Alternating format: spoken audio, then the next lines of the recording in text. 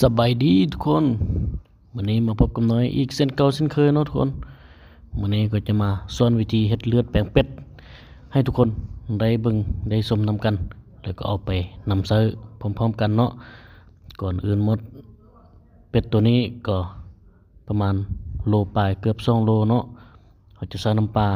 3บวงนะทุกคนน้ำปลาเราจะใส่3บวง1บวงแล้ว2บวง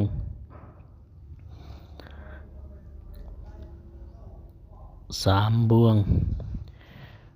สูตรนี้จะเป็นน้ำปลาน้ำ7บวงเนาะทุกคนอันนี้ใส่น้ำ5ก็ได้เนาะหรือว่าเอาแต่สูตรของเพื่อของมันเนาะอันนี้น้อยใส่น้ำ7บวงเนาะทุกคนอันนี้เขาใส่น้ำ7บวงก็คล้ายๆกันเลยเนาะทุกคนเนาะก็บ่แตกต่างกันเนาะใส่5ก็ได้ใส่7ก็ได้เราอยากเพิ่มให้เลือดมันไหลเราก็ใส่น้ำไหลนิดนึงเนาะนี่อันนี้เราแทงคอเลือดเป็ดออกมาเป็นทีเห็บห้อยเนาะทุกคนจะเป็นเลือดแดงๆงามๆแบบนี้เนาะหลังจากนั้นเราก็จะต้มน้ำลวกถอนขนของมันออกให้หมดเนาะทุกคนถอนขนออกให้หมดเป็ดนี่ก็ประมาณโลปลายเกือบ2โลเนาะ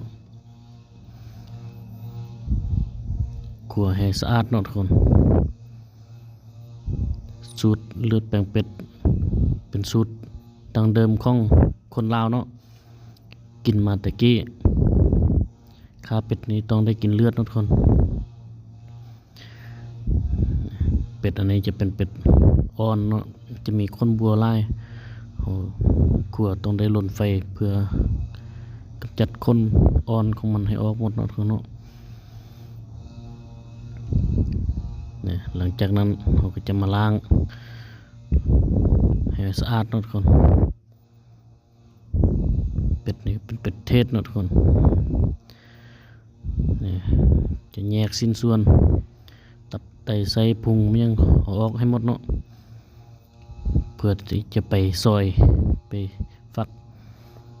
ไปคั่วใส่เลือดแปลงของเฮาเนาะนี่อันนี้กำลังซอยกำลังตัด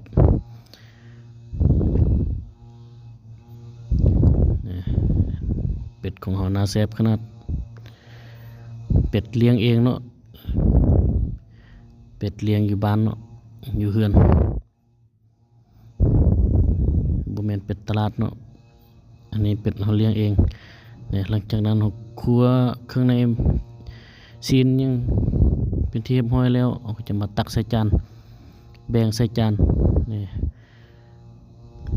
มื้อนี้ก็เฮ็ด4จานอีกเช่นเคยเนาะต้นหอมผักหอมยังเราก็เตรียมไว้หมดแล้วมักเผ็ดเราก็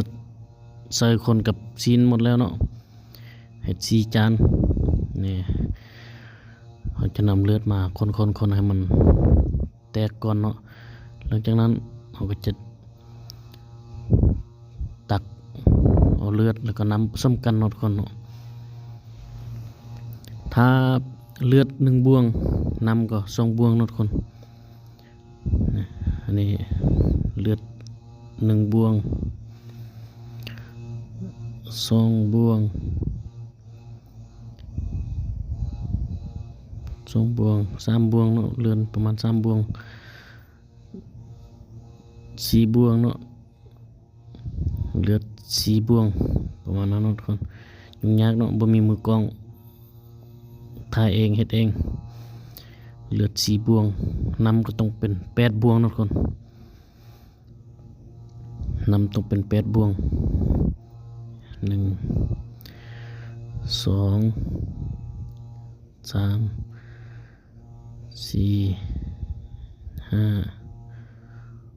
6 7 8บวงแล้วก็ทอกใส่กันเนาะผสมเข้ากัน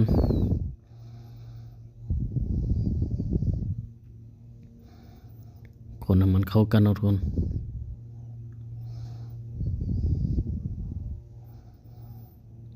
นี่คนเข้ากันแล้วเอาจะมาทอกใส่จานแถวเกียมไว้เนาะทุกคนทอกเข้ากันเลยเนาะทอกแล้วก็ปาไว้เลยประมาณ 2-3 นาทีก็จะแน่นจะกล้ามเป็นวุ้นเนาะทุกคนนี่น่าแซ่บขนาดเนาะเลือดแปลงเป็ดสูตรน้ำปลาอันนี้นะน้ำปลา4 บวงน้ำ7 บวงนี่จะได้เลือดลายแบบนี้เนาะทุกคนเต็มจานเลย4 จาน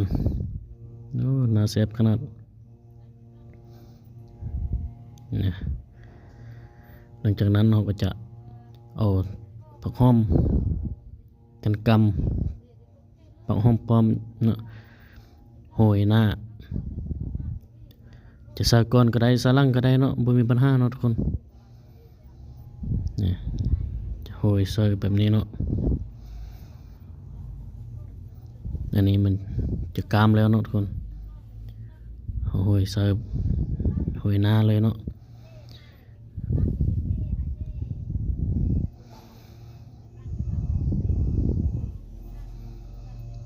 2 นาที 3 นาทีก็กามแล้วเนาะทุกคน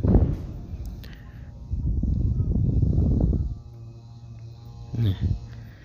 หน้าตาเลือดแปลงของเฮาเบิ่งแล้วก็อยากกินอีกเนาะทุกคนเบิ่งหมดคลิปแล้วจบคลิปแล้วก็สามารถนำไปเฮ็ดไปแปลงนำคลิปนี้ได้เลยเนาะบ่มีผิดพลาดเนาะทุกคนนี่โอ้ยเบิ่งแล้วน้ำลายไหลเนาะสดกินแซ่บๆเนาะหมึกเผ็ดดิบคุยกะปิกับโอ้ยเข้ากันโพดเนาะนี่อันนี้ก็ขั้นตอนการกินแล้วเนี่ยโอ้ยกามคักขนาด